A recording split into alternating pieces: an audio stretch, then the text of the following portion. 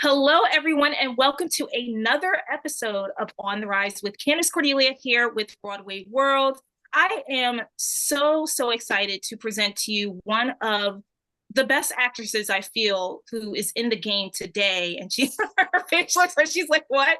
But I really mean that. I recently saw Gabby Beans in the production of Jonah in New York City. Wonderful play. You all should run to go see this while you can. And without further ado, Gabby Beans, welcome. Wow, what an intro. I'm speechless. Thank you so much. That is so incredibly kind. Thank you.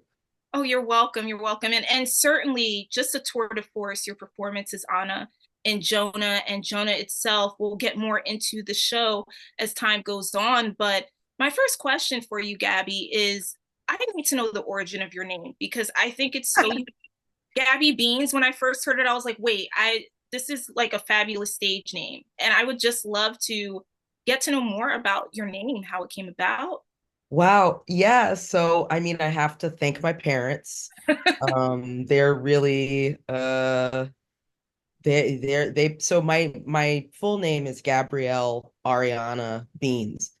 And so um I just my whole life I went by Gabby. And so when it came time to select a name for SAG, I thought Gabrielle Beans doesn't feel quite right, but Gabby Beans feels like that's who I am. I'm Gab. So it's actually funny that you should say it's a great stage name because uh, my first manager, who I am, love very much and who helped me a lot, when we first met, he said, you're a serious actor, and Gabby Beans is not the name of a serious actor. And I considered changing my name or like switching it up, but then I was like, you know what? No, it just feels right. That's just who I am, for better or for worse. So it makes me happy when people say they think it's memorable or something. I think Beans helps a lot. So thanks, Dad, for having the last name Beans. There you go. There you go. And I think you should keep it for as long as possible. Don't change it. Don't revert it back. That's Oh just my no, we're here. We're locked in now. just It's keep it. Gabby Beans till, Gabby Beans is no more. Amen. Amen. So I did some research on you, Gabby, and you have such an interesting background. I mean, one of the things that I learned is that you are an army brat. And I know for me growing up, and this might sound really weird, I always kind of romanticize the idea of two things: army brats and kids going to boarding school. So, and I don't know why, maybe it's because I wanted to be both of those things. Hmm. I would like to know more about your background traveling around as a child, how that informed yourself as an actor and really getting more into acting as time went on in that type of situation. Absolutely. I think that it's actually pretty common for actors to have sort of nomadic early life experiences, and I think that makes a lot of sense. I'll speak for myself. Moving around like every 2 years or so means that you learn to make friends quickly, you learn to adapt to new social situations really quickly, and you get a lot of different perspectives on the world and you meet a lot of different types of people. So I think that my background, having moved around a lot, definitely it created a rich sort of wellspring of different experiences and people I've come across, and also just understanding how to kind of slot into the situation easily, and you learn how to make people comfortable. So there's a lot of things that you learn as an army brat that I think helps in this industry. But I really enjoyed my childhood, like I New York City is like the only place where I don't feel restless.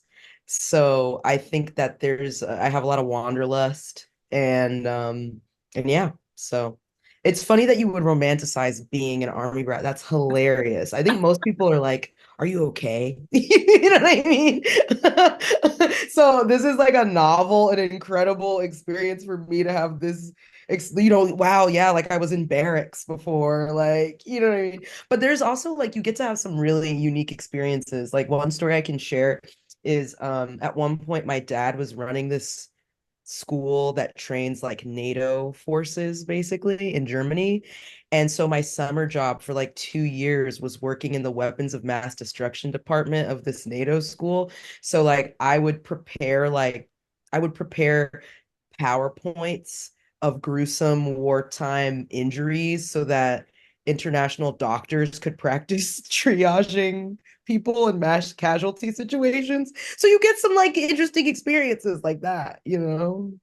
How old were you when this all took place? I was in high school, so I was like Oh, 14, 15. Yeah, another part of that job that was really fun is that you got to be pretend to be like a casualty in a mass casualty situation. So you get a card and it's like you are suffering from smoke inhalation or you have severe burns, and then you have to sort of enact that, and then the doctors come through and triage you. So anyway, the narratively rich experiences all around.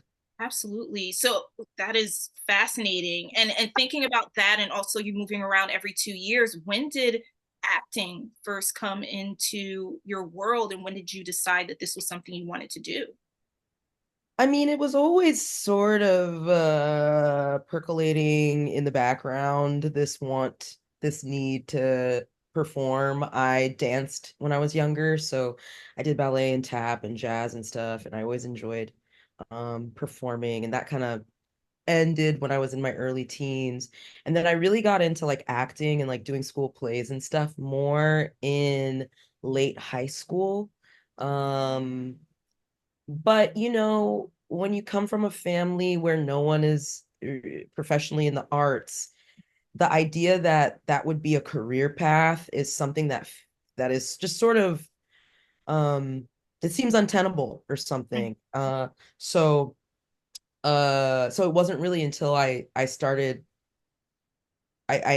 the end of my undergraduate experience that I started to really seriously consider pursuing it as a career.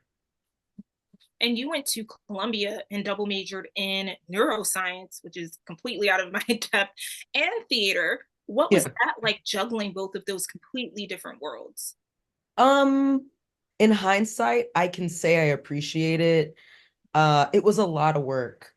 And I don't, I basically didn't sleep for 4 years because there was no overlap between my theater classes and my neuroscience classes, and I was also pre-med.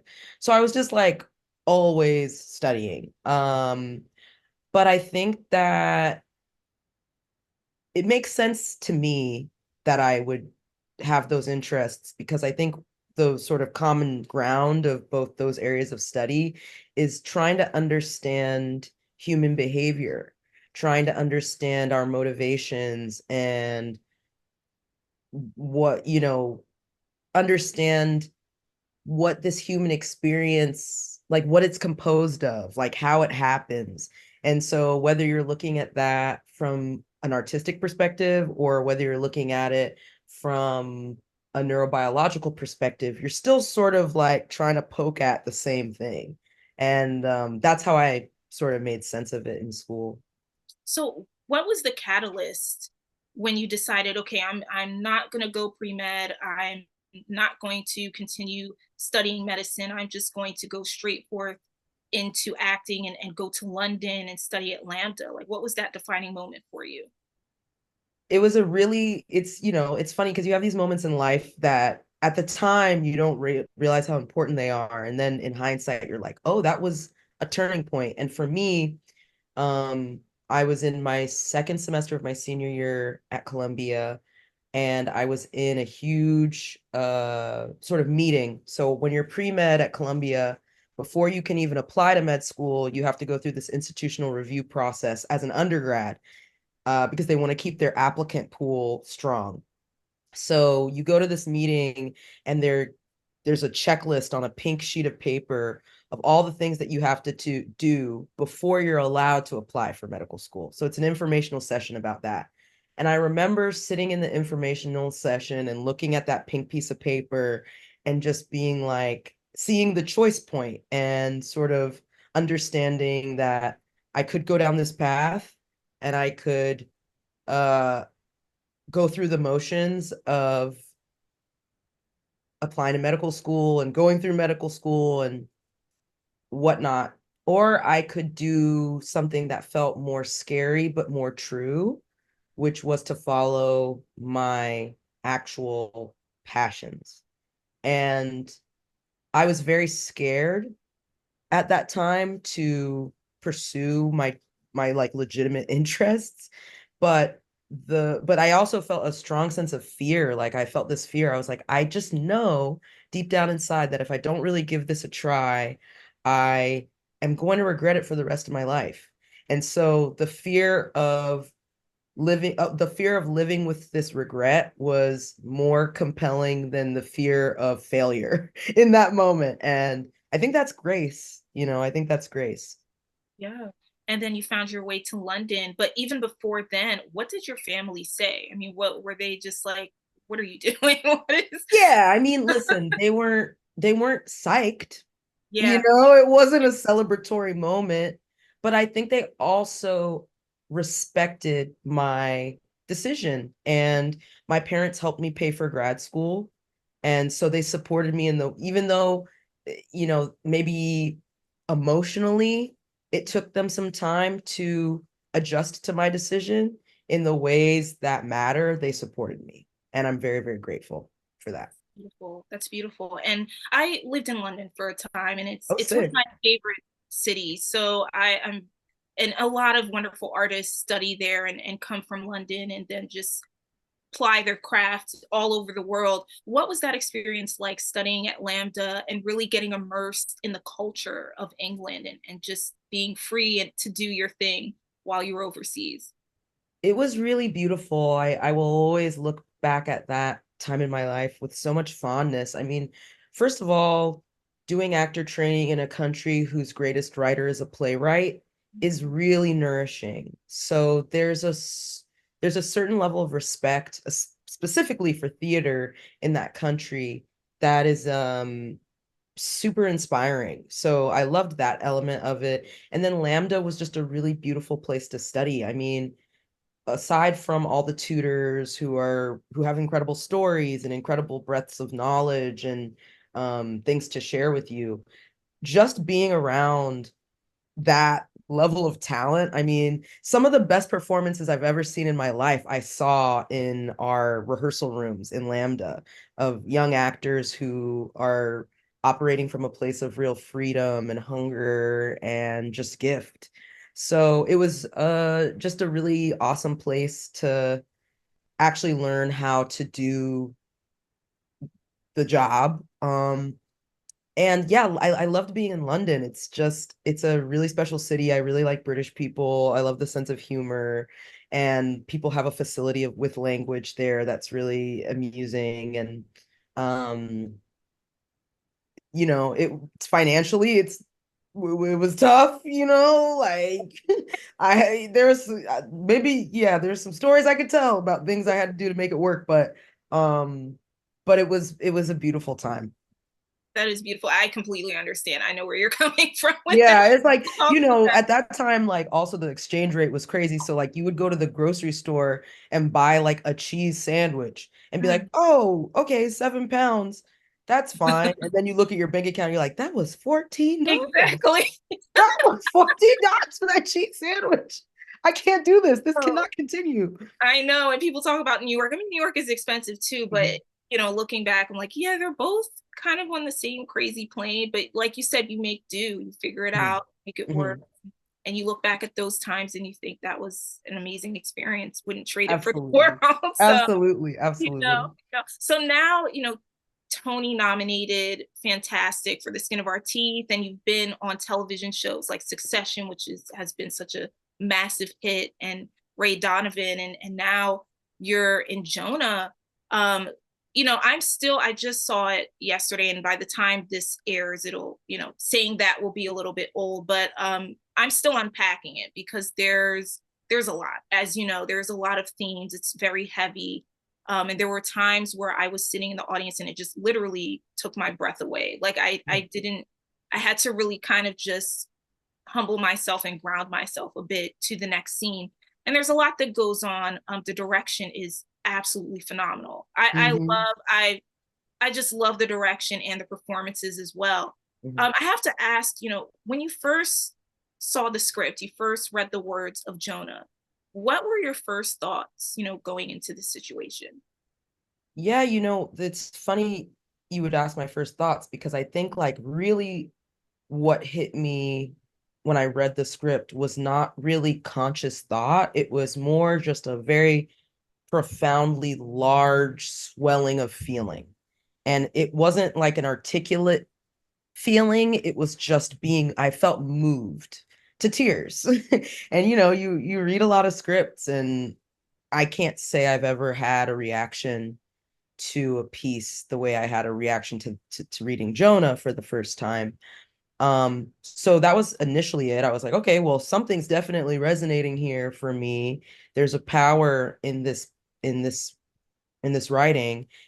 And then when I was thinking about doing it, having been asked to do it, I was I was just aware of what a challenge it would be. 100 minutes on stage, you don't leave the stage. You're dealing with multiple timelines, you're dealing with some very tender subject matter. You're dealing with a character that is navigating really difficult life circumstances. And so I was like, wow, this is a lot. I was like, I don't know if I can do this. Like I literally didn't know if I could, if I had the ability as an actor to do it. And whenever I have that feeling, I'm like, oh, that's what you need to do.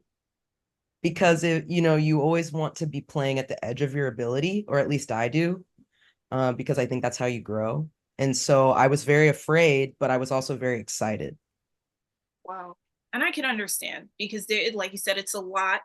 It's a lot for the audience. So I could only imagine as an actor going through the scenes. And like you said, it's nonstop. There are no intermissions. So your stamina has to be on point.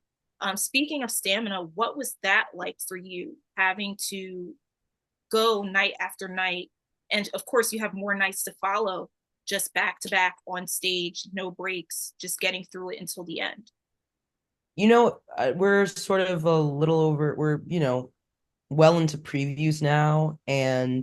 Um, and I'm really feeling a lot of relief because I think that this process, more than any other, uh, really requires a lot of faith. And I have to thank very, very, very strongly. I have to thank Danya and Rachel because I have had moments in this process where I was like, I just don't know if I can do this. This is just really difficult technically. And at every moment where I was having a little bit of doubt or a little confusion, they were like, we completely believe in you. We have no worry. We know that you're going to be able to do this. And having that support and having that faith really made a world of a difference, as well as just both of them being brilliant artists and um just amazing people.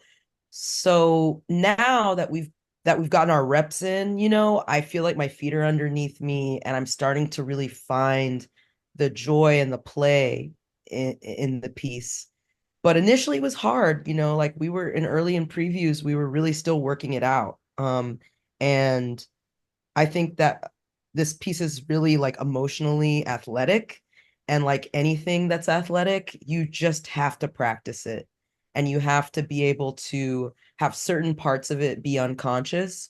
So the parts that you are conscious for and that you have to exert effort with, you can be fully focused on. So it was just about sort of getting that agility together.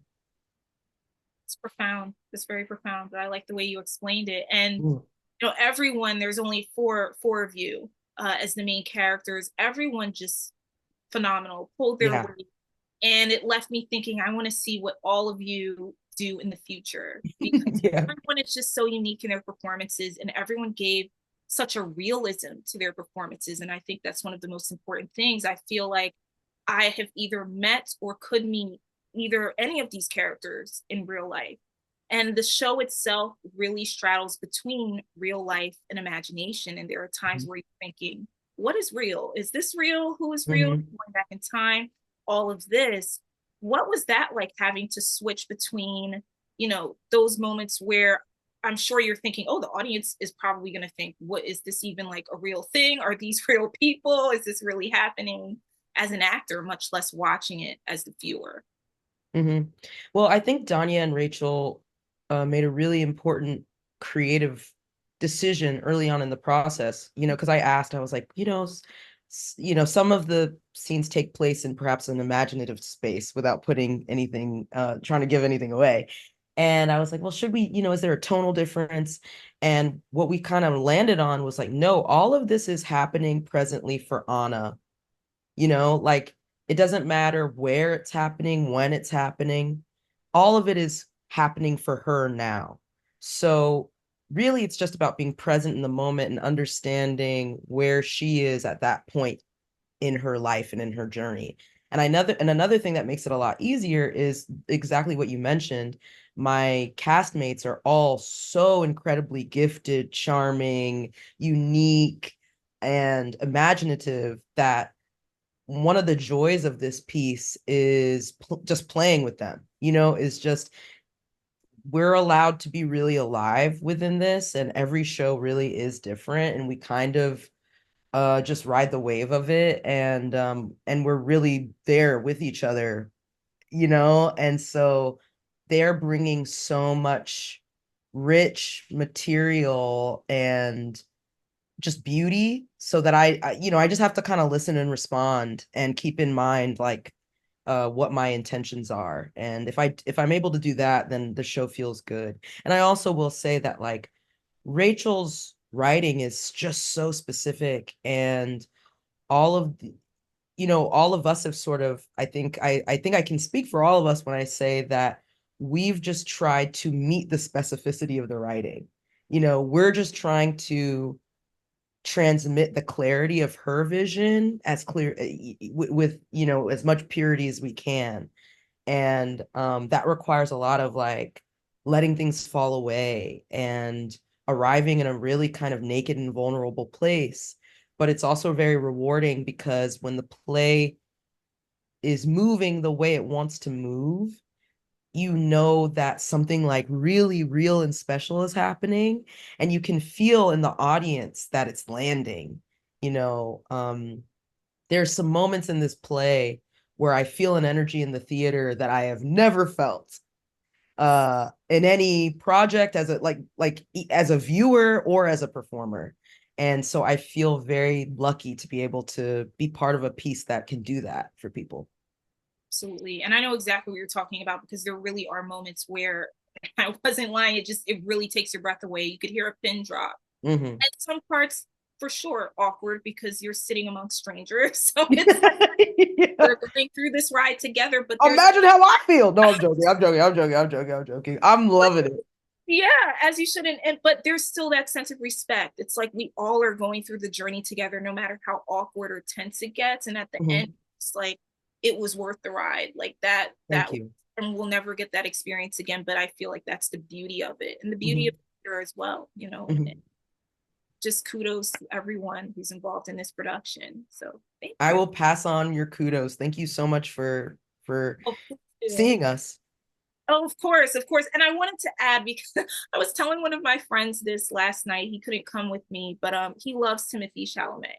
I love Mhm. Tim, and I don't want to mispronounce. Hagen, As soon as he came out, I was like, "You remind me of Timothy Chalamet." So South Florida Chalamet. Here we go. I was like, I wonder if he gets that a lot, but it's a compliment. I was like, he just is giving me that Timothy Chalamet vibe. It was Young cool. Prince, Young Yeah, Prince. I mean, what can you say? He looks like an angel. He absolutely. Surely. moves like, the wind. Yeah. No, Hagen is a really, really, really special performer, and we're so lucky to have him. He's so charming. I love it. I And I love think it. it's the hair. I think a lot of it has to do with the hair. It is the hair too, though, but it's The also hair and the cheekbones. Yeah. yes, the eyes, but also how he moves, just his Yes. movement, Yes. and being very aware of space, and that's a skill that, I mean, it can be taught, but for him, everything just looks seamless. Everyone just seemed very comfortable in the space and their characters and what you all were doing. Yeah, I can't stress enough how gifted and giving. I mean, I should say, like, this is a very feminine play. It's weird because it's me and three dudes, but it's a feminine play. It's about, it's about Anna, who is a woman, her imaginative space, her relationship to her body, her relationship to her autonomy, and all of the men in this play respect that deeply, and they understand what the assignment is. And the assignment is to tell Anna's story. And they have made space for that to be at the forefront. And I'm very grateful for that. They're just wonderful, wonderful people. It's lovely to hear. That's so great. And all of that comes through in the show and shines just so brightly. What's next? I know Jonah has some time to go, thankfully, and you'll be at the Laura Pels Theater for some time, which is absolutely amazing. But after Jonah, or even in between, I mean, what else do you have in the works that people can check out from Broadway World and beyond? Absolutely. So I'm gonna be on an Apple TV show called Presumed Innocent, and that's gonna be coming out, I think, sometime the summer of this year. Um, that's I'm really excited to see how that turns out. I play a lawyer. I have a very severe Bob, but it's kind of a psychological thriller. Um, and yeah, so check that out. And then beyond that, who knows? I mean, last year we had a lot of really important strike activity, which meant that a lot of things were kind of on hold, but things are starting up again, so who knows? Lovely, lovely. And it seems you're very drawn to dramas, thrillers, just heavy material. So can we see you possibly getting into comedy or animation or Candace, I would love to do comedy. I I you? Listen, I love to laugh. I love to laugh. I love to make people laugh. Definitely after this, I hope it's a comedic Would love to role. see it. Would love to Um, see it. but Yeah, no, I love comedy. I mean, Skin of Our Teeth was a comedy, true. and Yes. I did a part at the end of last year that was definitely more comedic, and I feel very, very comfortable, even more comfortable doing stuff that's just straight up funny. But I think things come into your life for a reason, and this came into my life for a reason, and the reason is still revealing itself every day. But um I'm really just honored to be part of it, and ultimately I just want to do meaningful work. So, so to be able to do that right now is like the, fulfillment of what I want in life. And so I'm very happy. That's so great to hear, Gabby. And my last question for you, because I know that you are also a writer, what would you like to do next in that field? Yeah, let's see. I have a couple features that I've written, and once we're open, I want to really start editing those in earnest. Um, but yeah, I just like, Solange has this quote where she says her work is to world build so that Black girls can like see themselves in more expansive futures.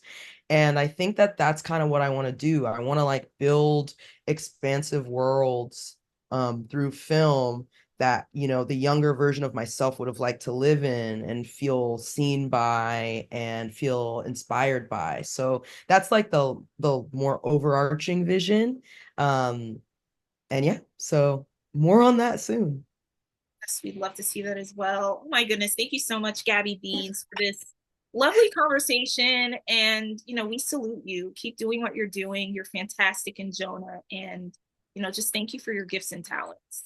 Thank you. Thank you for getting the word out for the show. See Jonah, everybody. Yes, Come everyone. see about us. Yes, go see about everyone in Jonah. Thank you so much for watching this episode of On the Rise with Candace Cordelia. And please do check out more of Gabby Beans with her website, her social media, and all of her upcoming projects. Once again, thank you for watching, and we'll see you next time.